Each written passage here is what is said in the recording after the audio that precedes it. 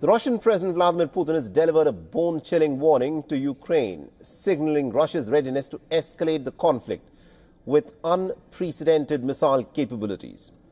The Kremlin's latest message is pretty unambiguous. Any Ukrainian long-range strikes inside the Russian territory will be met with swift and devastating retaliation. Take a look at this report.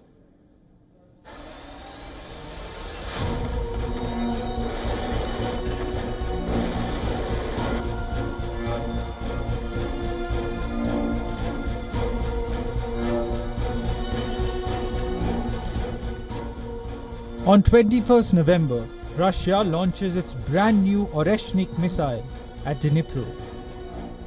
The missile, capable of carrying nuclear warheads, delivers a devastating strike. CCTV footage captures fire raining from the skies. Western experts who are analyzing this new Russian technology say the missile's unique ability to release multiple warheads across a wide area, making it both unpredictable and lethal. As the thing goes through space, those thrusters will fire to turn the bus so that it can drop warheads in different locations. And that's basically what we saw is the bus carried probably 6 warheads, and each of those 6 warheads carried 6 submunitions.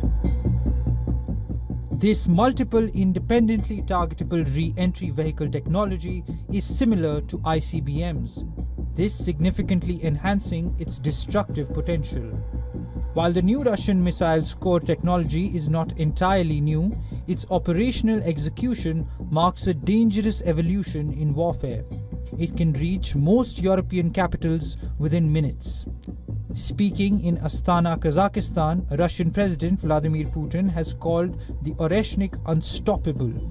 Putin warns that his missile could target decision-making centers in Kyiv next, sending a clear signal to the West.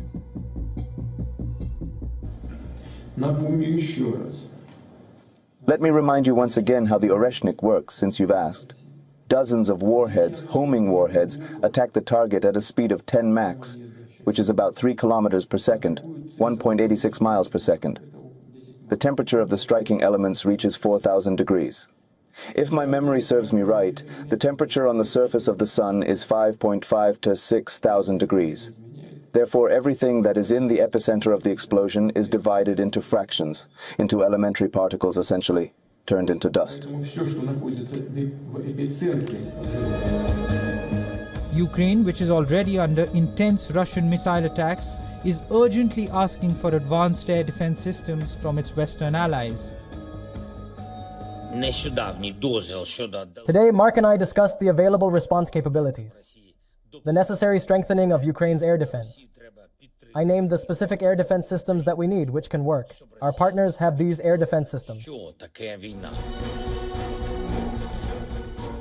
Boasting that Russia produces missiles at 10 times the rate of NATO nations, Putin underscores Moscow's growing focus on advanced weaponry, highlighting the shifting balance in the ongoing war. Bureau Report, WION, World is One.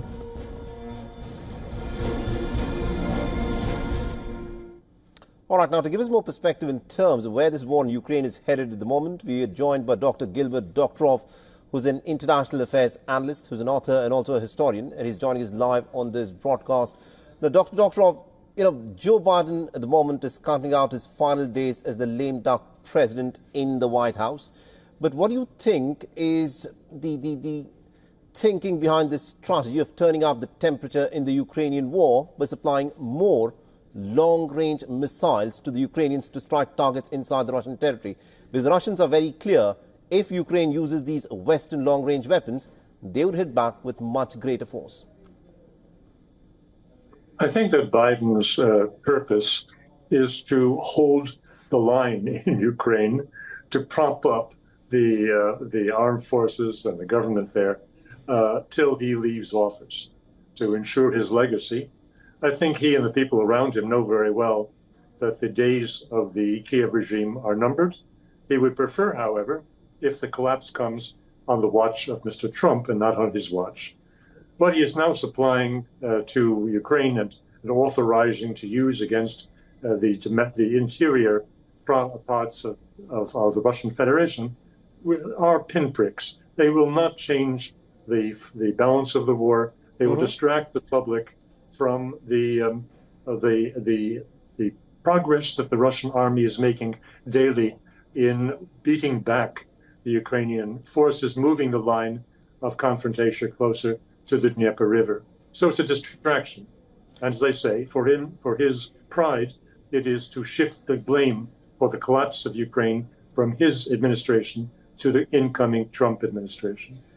Interesting. And also, what is in your assessment is the change that this new Russian missile, Oreshnik, has brought about? Now, since the end of the Soviet Union, in Western capitals, there was a feeling that qualitatively the Western weapons perhaps were better. Has that reality now changed, with Russia having exhibited what the Oreshnik missile can actually accomplish on the battlefield? The balance changed in 2018 when, in March of that year, Putin made a State of the Nation speech and rolled out the various new, unrivaled, unparalleled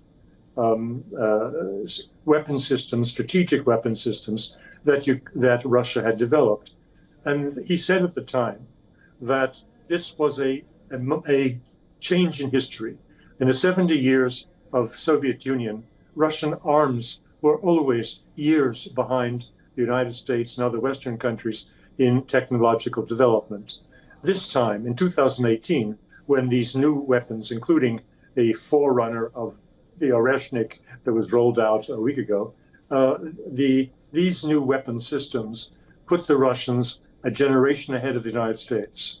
A generation here would mean 10 years. You know, it's interesting that you say that this has put the Russians a generation ahead. But the advisors of Joe Biden, who are advising Joe Biden as to how he needs to proceed in this war in the next 2 months till he ends his days at the White House, do you think they're telling him this? What do you think they're telling him? Well, they should have told him that this was coming. Well, they should have told his predecessor, Donald Trump, that this was coming in 2018. But unfortunately, U.S. intelligence has been asleep at the wheel for the last 14 years or so.